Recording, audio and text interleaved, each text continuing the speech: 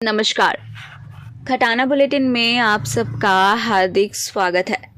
समाज सेवी पंडित मनीष कोनियाल द्वारा एक होटल के सभागार में पत्रकार वार्ता का आयोजन किया गया, जिसमें राज्यसभा द्वारा आयोजित 3 दिवसीय चिंतन शिविर को लेकर प्रश्न उठाए गए हैं। साथ ही मसूरी देहरादून मार्ग पर गलोगी पावर हाउस के निकट गिर रहे मलबे और पत्थर का अब तक ट्रीटमेंट न होने को लेकर भी उन्होंने सरकार को आड़े हाथों लिया। साथ ही संन्याधाम को लेकर भी उन्होंने कैबिनेट मंत्री और मसूरी विधायक गणेश जोशी पर सवाल उठाए। इसमें चिंता शिविर के उसमें डबल इंजन की सरकार होते हुए उत्तराखंड सरकार को चिंता शिविर करने की क्या जरूरत पड़गी? जो लाखों रुपए जनता का फजूली खर्च हुआ जा रहा है और आलीशान कमरों में बैठकर ये चिंता शिविर कर रहे हैं, तो पहाड़ों में जो पायन हो रहा है तो पहाड़ों का पता कैसे चलेगा इन्हें वहीं पर हकीकत जमीनी स्तर में जाकर पहाड़ी क्षेत्रों में देखना चाहिए कि वहां की स्थिति क्या है। स्वास्थ्य बदहाल है, शिक्षा बदहाल है, रोड बदहाल है।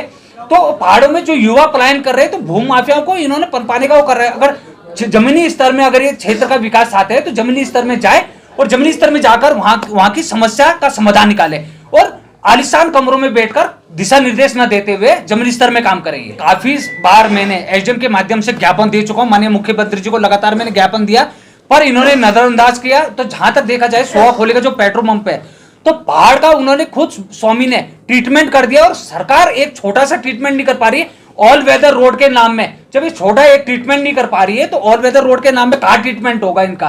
तो जहां तक देखा जाए तो दुर्घटना का सबक बना है वो हमारा गंगोली पावर हाउस।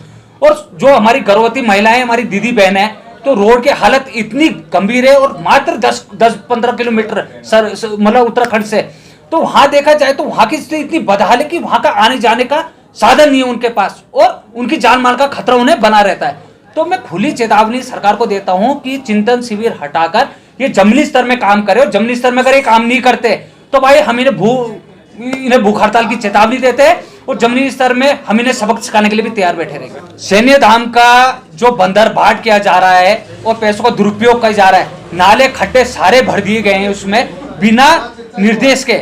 और जहां तक मेरा संज्ञान है तो इसमें खड्डे ना भरते हुए तो इसका पैसा जा आ रहा है और अभी तक इसकी परमिशन भी नहीं हुई, इसके निर्देश भी नहीं दिए, तो ये कहां है इसमें?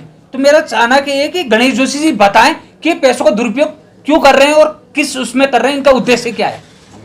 डबल इंजन की सरकार फेल हो चुके हैं, पहाड़ इन्होंने खत्म कर दिया, हमारी बेटी सुरक्षित नहीं है, युवा सुरक्षित नहीं है उसमें।